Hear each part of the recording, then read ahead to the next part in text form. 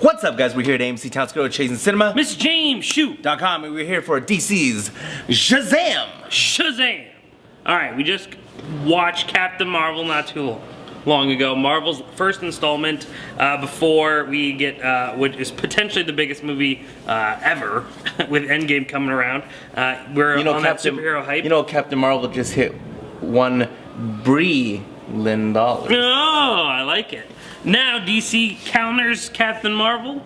And then right Shazam. before that, Aquaman did $1 billion, so can Shazam now slap it back? Let's see. Shazam, a superhero that I guess like Captain Marvel. I mean, I'd be curious to see who, you know, the unfamiliar comic book fan would know more. Yeah. Would it be Shazam or would it be Captain Marvel? But obviously Shazam is going in a very different direction of everything else we've seen from DC.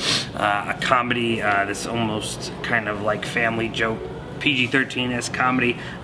Going in, I would say that I didn't have much expectation. Were you excited by the trailers? Well, as you know, my expectation for this movie was like a 0 out of 10. Yeah. I wasn't feeling anything. Yeah. I not like The moment you saw the suit, wow. you just ran. I would I would text you photos and be like, what is this? Yeah, you were pretty mad. Yeah. That was a long time ago. Yeah, that was. So this is like a year and a half This is ago. something you've been holding in. Yeah. Yeah. So, did Shazam meet expectations? Did it go beyond, or was it a letdown and a disaster as you imagine it would be? Well, not gonna lie, bro. I did not like this movie. Yeah. I did not like this movie at all. I don't know if it's because I'm a hater, but at least I can admit that. Yeah. So just a little heads up. Maybe I'm a hater. I'll be the first to admit it. Maybe I'm a hater. I wasn't feeling it. The suit irritated me. It really did. The suit just irritated me. I just didn't like this movie. I will talk about a couple things I liked. The little girl that said your sister. I don't know her real name, and I don't know the character she plays. But the sister, the youngest girl, I really liked her. I thought she was really adorable. She was adorable. And then I don't. Well, I guess that's a spoiler. Okay. I'll. Okay. I don't even care. Yeah. Well, yeah. Don't spoil nothing now. There's some comedic points. There are some funny parts in this movie. The strip club scenes, funny. The glitter, funny. I was amused. The seeing Batman's, it looked like Chris Nolan's Batarang. Enjoyed it. Was it? I thought no. Was it more? I want to say it looked more like Affleck's to me. It looked more like Dark Knight Returns. No, not Dark Knight Returns. Batman vs Superman. Yeah. Justice League. Well, Batman vs Superman, but that's kind of where that inspiration came from.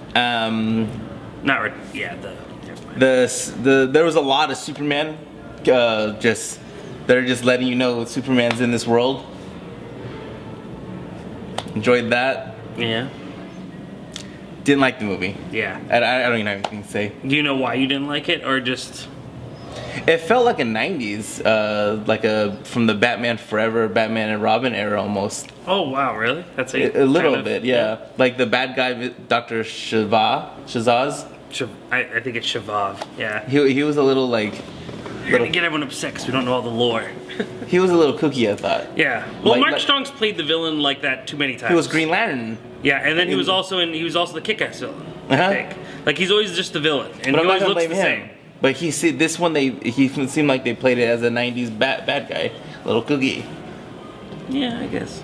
I don't know. I mean, I wouldn't. I actually agree with you. I wasn't a fan of this movie either, but I wouldn't go to the length of I just never had that connection. For me, I think this movie tried to do way too many things all at once. I think it wanted to be this, kind of quirky teenage comedy, a coming to age story. You want to tell the family story, you want to tell the superhero story. You also want to talk about.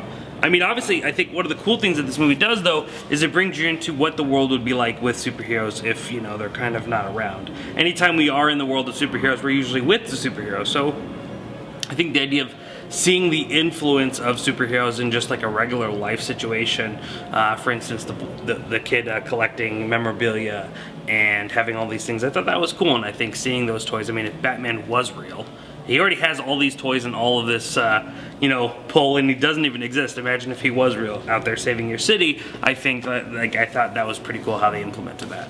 I also thought it was an interesting way to kind of implement like what would kids do if they were given these superpowers. We explore all the not so great and brave things that we'll do, like ATM machines and posting videos to YouTube. I thought those were all really cool ideas that I think would be fun to explore individually. Yes, I found that amusing also. Yeah, but at the end of the day, I just didn't feel really connected to anything here. I think, like we were saying, Mark Strong plays it, unfortunately, like a very generic, forgettable kind of villain. And I like him, by the way. I do think the lore surrounding that, I thought that was actually kind of cool, having the 7 deadly sins actually represented by these monsters.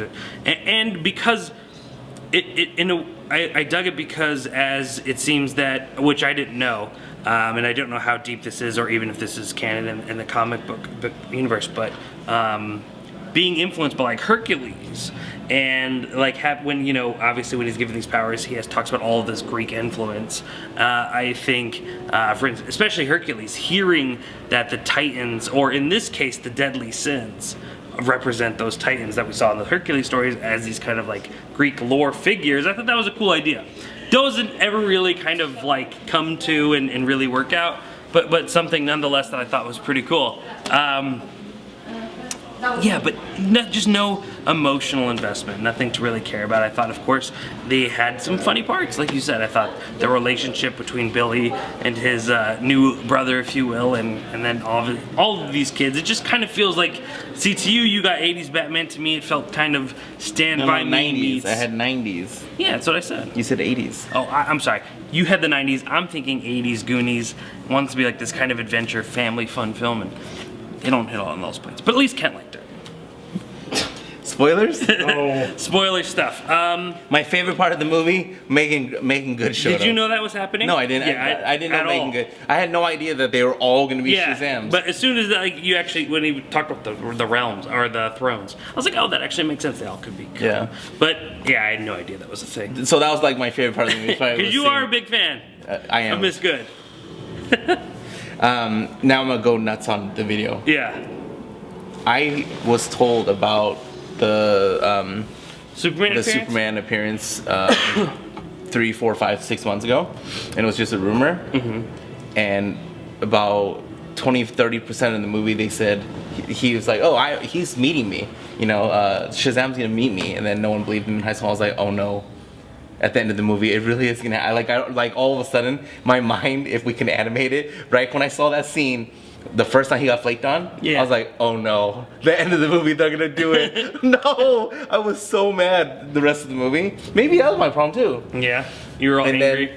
And then the ending came. By the way, if you haven't been following, Shoes had a lot of built-up anger since Michael B. Jordan has yet to be cast as Superman, so go on. And so I knew this scene was coming.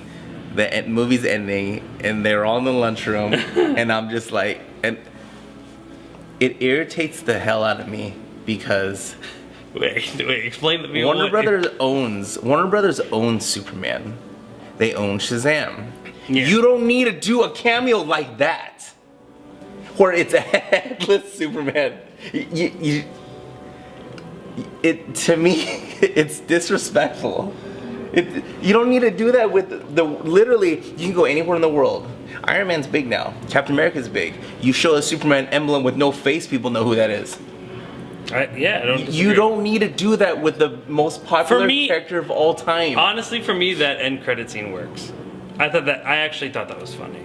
You don't need to do that. Yeah, but why not? You have the emblem, just use it. They use it the entire rest of the movie. Why would they not use it there for a cheap pop? Because it is a cheap they actually pop? have a character. Yeah, they actually have an actor. They don't. So that irritated the hell out of me. And then the actual ending credit after they're trying the to keep it in the canon. So the mid credit scene, I didn't understand the caterpillar. Oh yeah, I have no idea where. I don't know the lore. Shazam, I don't know the lore. So I'm sure that meant something to somebody, and some people. But I will say that it had to be a little bit underwhelming when you were like, at the end of Venom, you had Woody Harrelson and red hair, and at the end of all the Marvel movies, we had teases of Thanos. And now, but in this movie, a cat, like a robotic caterpillar, throwing threats. Originally, I was told, or I read that it was the end credit was the Rock. Black Adam. Headless again though. Yeah. That it wasn't going to be actually him. And then I actually thought again at the beginning of the movie, or at the end when it said executive producer was Dwayne Johnson. I was like, oh, we really are going to get it, but it wasn't. Yeah. So I thought that was interesting. Do you think The Rock Johnson will really play Black Adam? If Ever? honestly, the reason why I say this is because he wasn't in here. Yes. You believe he will? Mm-hmm. I was, and also so Danny Garcia, Dwayne The Rock Johnson's ex-wife, is the manager of Dwayne Johnson and Henry Cavill. And so supposedly the rumor is. Oh, I think we've talked about this, but go on. Oh, did I? Yes. So, supposedly they're basically saying, look, if you want Black Adam in this movie, you are gonna hire Henry Cavill. Supposedly she's gonna try to strong arm Warner Brothers. Yeah, we'll see. I don't know if that's true or not, but I don't know. You know, and you hear tons of things, and people are interested and disinterested in projects. But I mean, I think with The Rock, how influential? not influential necessarily, but how much influence he had, obviously here. And I think not teasing the character tells me that The Rock is working on something, and he wants to make sure to deliver it to his platform. You're supposed to have Superman battle Black Adam. Yeah. You're supposed to have Henry Cavill. Didn't like it. I'm done. Yeah, I mean, I don't think it was the worst thing. I thought there were moments of potential. I just think the movie tried to do too many things at once. I don't think it really paid off. I don't think it's very good. I think it's very DC. It's very run of the mill. 4 for you. 4 out of 4. It's a great review. Show it's a nice review. 4 out of 10. 4 out of 10. Kent, I think, said 7. 5 out of 10. 5 out of 10. And then, yeah, I mean, you have to go to chasingcinema.com to actually find out my review. Yeah, at least I think that there was a lot of potential there, but, you know. Don't worry, next week we go back to the comics once more. A remake, if you will. Will there be a time for every... I think, here, and this is unrelated, but since this review wasn't, like, all that great either. You know what I think one of the biggest mistakes Hollywood's ever made was? Using the word remake. You want to know why? Because I think that it immediately creates this idea that it's trying to erase or replace the original. And I think that it creates, like, this idea that, like, oh, no, the original's better, or, like, this immediate competition where you have to split the two. And I think because I talked a lot about Dumbo this week with a lot of people, and I was just like, you know, if studios just use, like, the term rendition a lot, which you get in theater a lot because you'll get different renditions of a certain stage production, that constantly changes. If you got, like, Tim Burton's rendition of Dumbo, or they advertise things like that, or they did Jon Favreau's Lion King, which they do in a way, but not the way that I'm talking about. I think it creates a much easier way to make different versions of the same story. But anyway, I don't know why we were talking about that. Hellboy. Hellboy. So, Hellboy. we have a different rendition of Yes. Hellboy. Don't look at it like a remake because obviously a lot of people love Del Toro's. I've never seen any of them. Earlier. Yeah. So Which is good for me. You've never seen any of them. No, and I'm going in literally just like... You have though. You like them. I'm a big fan. both good. Yeah. So I'm excited to see what they do though. You're a fan of him? Yeah, of Hellboy? Yeah, for sure. So, I mean, of the character, not so much. The past two movies, though, yeah. Am I looking forward to this? I think based off just the amount of hype that it had, you know, I shouldn't hold my breath too much, but... Cool. Yeah, next week. Join us here at AMC Town Square. Same place, same time? Always at 10 o'clock. Make sure to text us, Skype if you want tickets, 702. 348-5618. Or you comment below. And then chasingcinema.com is the rest. The film was website.